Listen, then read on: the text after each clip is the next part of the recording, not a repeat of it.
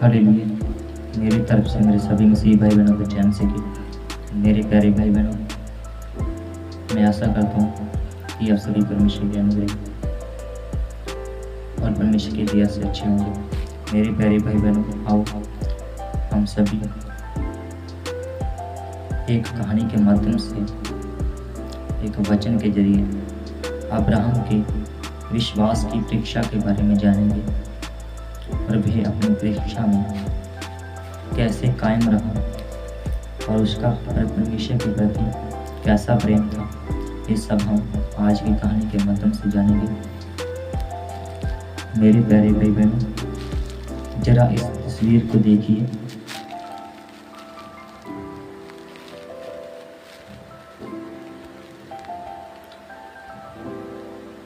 पता है बहन भाइयों, वे दोनों कौन हैं? जिस आदमी के हाथ में चाकू है बहन भाइयों, वह इब्राहिम है।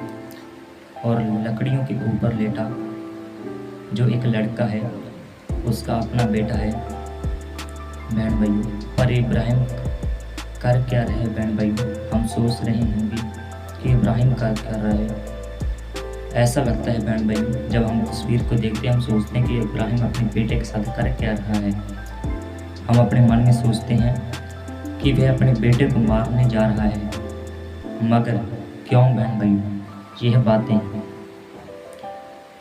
हम आज की कहानी के माध्यम से जानेंगे बहन भाइयों।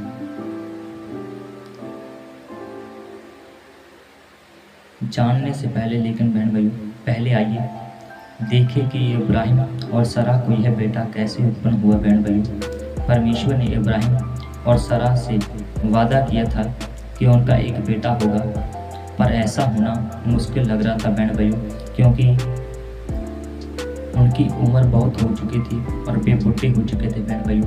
क्योंकि इब्राहिम और सरा बहुत बुढ़े हो चुके थे, फिर भी इब्राहिम को यकीन था। किस पर यकीन था?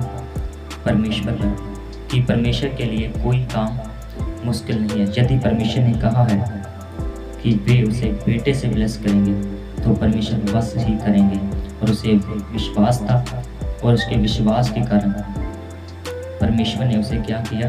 एक पुत्र दिया और उसने उसका नाम क्या रखा? इसहाक रखा। तो क्या परमेश्वर ने अपना यह वादा पूरा किया बहन भाइयों? अवश्य पूरा किया बहन भाइयों। परमेश्वर को इब्राहिम से वादा किए हुए 1 साल हो चुका था। या परमेश्वर ने इब्राहिम से वादा किया था तो 1 साल हो चुका था। सोचिए 1 साल में उसके मन में जरा सा भी विश्वास की घटती हुई होगी या नहीं? लेकिन नहीं बहन भाइयों, इब्राहिम एक धर्मी व्यक्ति था बहन भाइयों। उसे अपने परमेश्वर पर यहोवा पर पूरा भरोसा था बहन भाइयों। जब इब्राहिम उस समय इब्राहिम 16 साल का अर्थात 100 साल का और सरा 90 साल की थी, तब उनके एक बेटा हुआ। और जब इब्राहिम 100 साल का हुआ और सरा 90 साल की थी, तब उनके एक बेटा हुआ और उन्होंने उसका नाम इसहाक रखा, जो उनको परमेश्वर ने 100 साल की उम्र में एक बेटा दिया।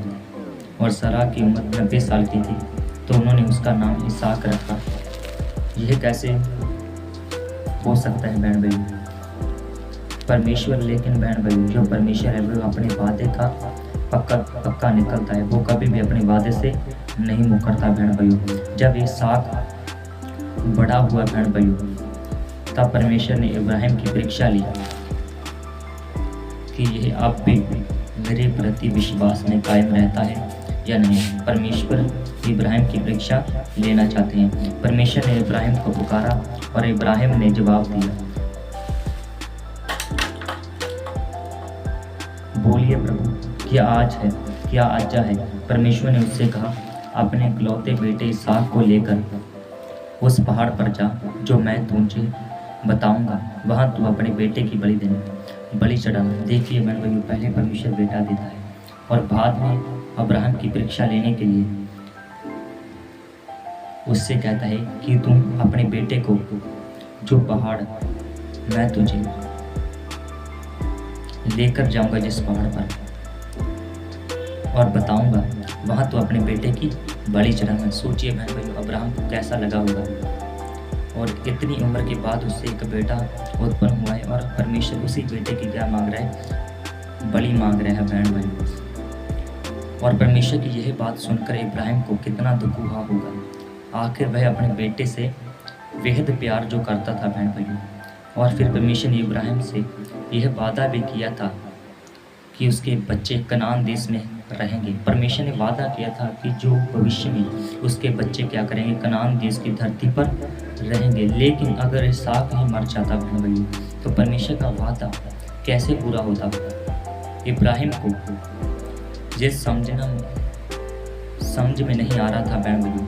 फिर भी परमेश्वर ने उसे जो करने के लिए कहा उसने वही किया, क्योंकि उसका अपने परमेश्वर के प्रति क्या था, स्नेह था, एक सच्चा विश्वास, एक प्रेम था बहन भाइयों। और उसका परमेश्वर के साथ अटूट संबंध था बहन भाइयों। परमेश्वर की निगाह में इब्राहिम क्या था, एक धर्मी पुरुष था बहन भाइयों। उसने वही किया जब इब्राहिम पहाड़ पर पहुंचा। जैसे कि अब हम देख रहे हैं, जब इब्राहिम पहाड़ पर पहुंच चुके तो वहाँ उसने एक वेदी बनाई। वेदी उसे कहते हैं बहन भाइयों जिस पर यहोवा के लिए पुराने नियम में जानवरों की बलि या तोहफा चढ़ाया जाता था। फिर इब्राहिम ने इसहाक के हाथ बांधे और उसे वेदी पर लिटा दिया। इसके बाद उसने इसहाक को मारने के लिए चाकू निकाला। वह चाकू चलाने ही वाला था बहन भाइयों कि परमेश्वर ने उसे आवाज़ दी, हे इब्राहिम, हे इब्राहिम। इब्राहिम ने जवाब दिया। यहाँ पर परमेश्वर इब्राहिम को आवाज़ दे रहे हैं और इब्राहिम ने जवाब दिया, बोलिए प्रभु क्या आज्ञा है। परमेश्वर ने उससे कहा, अपने बेटे को मत मारना। अब मैं जान गया हूँ कि तुझे मुझ पर विश्वास है। परमेश्वर अब्राहम की विश्वास की परीक्षा ले रहे थे और जो अब्राहम था वो उस विश्वास योग्यता में क्या निकला, पूरा निकला बहन भाइयों।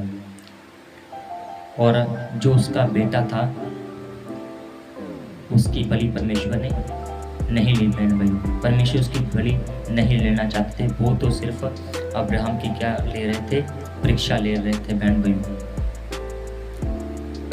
और परमेश्वर ने अब्राहम से कहा, अब मैं जान गया हूँ कि तुझे मुझ पर विश्वास है, क्योंकि तू अपने इकलौते बेटे अर्थात सिर्फ एक बेटे को मेरे लिए बलि करने से पीछे नहीं हटा। परमेश्वर के प्रति उसका इतना ज़्यादा संबंध था, प्रेम था, विश्वास था कि उसने अपने इकलौते बेटे की बलि देने से भी पीछे नहीं हटा बहन भाइयों।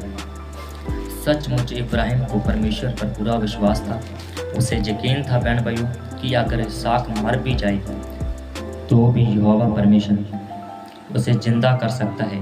ये परमेश्वर के प्रति उसका क्या था, एक विश्वास था, एक निश्चय थी बहन भाइयों। लेकिन सच पूछिए तो परमेश्वर यह नहीं चाहता था बहन भाइयों कि इब्राहिम अपने बेटे की बलि चढ़ाए। वह तो सिर्फ उसकी परीक्षा ले रहा था बहन भाइयों। इसलिए परमेश्वर ने कुछ ऐसा किया बहन भाइयों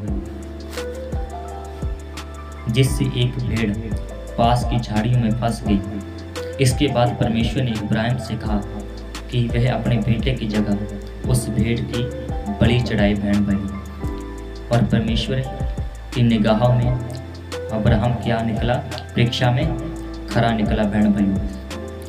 और यह था अब्राहम का परमेश्वर के प्रति अटूट संबंध और उसकी क्या थी, विश्वास योग्यता बहन भाइयों। और हमें सीखने को मिलता है जीवन में परिस्थिति चाहे जैसी भी हो और हमें अपना परमेश्वर पर प्रति विश्वास नहीं डोलना चाहिए बहन भाइयों, बल्कि परमेश्वर के प्रति विश्वास में बने रहना चाहिए। यदि परमेश्वर हमें कुछ चीज़ें देते हैं तो वो हमारे जीवन में कुछ समय के लिए हमें परखने के लिए परीक्षा लेकर आ सकते हैं, लेकिन परमेश्वर की दी हुई चीज़ें परमेश्वर कभी भी वापस नहीं लेते बहन भाइयों। हमें परमेश्वर के प्रति निश्चय होनी चाहिए और उनके प्रति विश्वास योग्यता होनी चाहिए और उनका प्रेम और उनके साथ संबंध अब्राहम के जैसा हमारा बना होना चाहिए। मैं आशा करता हूँ यह वचन, यह कहानी आपको अच्छी लगी होगी।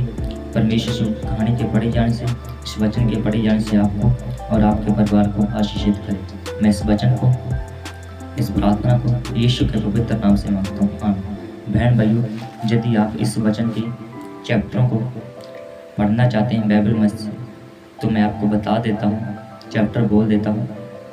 उत्पत्ति 21 अध्याय उसके 1 वचन से लेकर उसके 7 वचन तक, और नेक्स्ट उत्पत्ति 22 अध्याय उसके 1 वचन से लेकर उसके 18 वचन तक। आपको परमेश्वर ब्लेस करे।